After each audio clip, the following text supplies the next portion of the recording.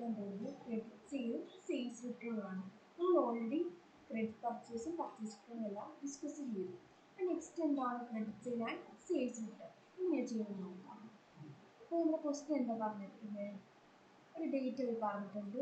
Sold 5 keyboard and 1 laptop on credit to Ramesh private limited. അപ്പോൾ ആർക്കാണ് നമ്മൾ സോൾവ് ചെയ്തിരിക്കുന്നത്? രമേഷ് പ്രൈവറ്റ് ലിമിറ്റഡിന് നമ്മൾ ഇത്രയും സാധനങ്ങൾ വിറ്റിട്ടുണ്ട്. ഓക്കെ, അപ്പോൾ അതിൻ്റെ ക്രെഡിറ്റ് സെയിൽ എങ്ങനെയാണ് ചെയ്യുന്നത് നോക്കാം. അത് ആണ് പറഞ്ഞിരിക്കുന്നത്.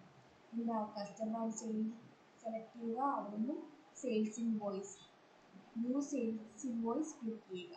അല്ലെങ്കിൽ നമ്മുടെ ടാസ്ക് ബാറിൽ നിന്നും എന്താണ് സെയിൽസ് ഇൻവോയ്സ് എന്ന ഓപ്ഷൻ ക്ലിക്ക് ചെയ്തിട്ട് നമുക്ക് എന്ത് ചെയ്യാൻ പറ്റും, ക്രെഡിറ്റ് സെയിൽ ചെയ്യാൻ പറ്റും.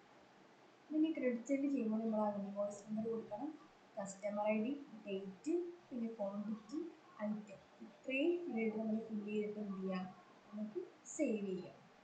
ഓക്കെ, അപ്പോൾ ആ ക്രെഡിറ്റ് സെയിൽ ചെയ്യുന്ന ആ ഒരു വീഡിയോ ആണ് നമുക്ക് കാണാൻ പറ്റുന്നത്. ഇങ്ങനെയായിരിക്കും നമ്മൾ ക്രെഡിറ്റ് സെയിൽ ചെയ്യുന്ന വീഡിയോ നമുക്ക് അപ്പിയർ ആവുന്നത്. ഓക്കെ, അപ്പോൾ നമ്മൾ ക്രെഡിറ്റ് സെയിൽ ചെയ്തതിന് ശേഷം എന്ത് ചെയ്യുകയാണ്, അടുത്തൊരു ഡേറ്റ് പറഞ്ഞിട്ടുണ്ട്. അതിൽ എന്താണ്, 1 കീബോർഡ് ഇസ് റിട്ടേൺ ടു അവർ കമ്പനി.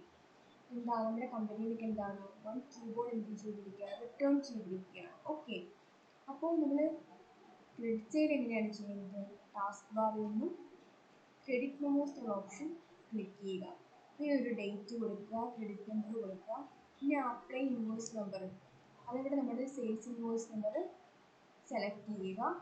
പിന്നെ റിട്ടേൺ ഉണ്ട്, എത്രയാണോ റിട്ടേൺ ചെയ്യുന്ന എമൗണ്ട് 1 അല്ലേ, അപ്പോൾ 1 കൊടുക്കുക, സേവ് ചെയ്യുക. ഓക്കെ.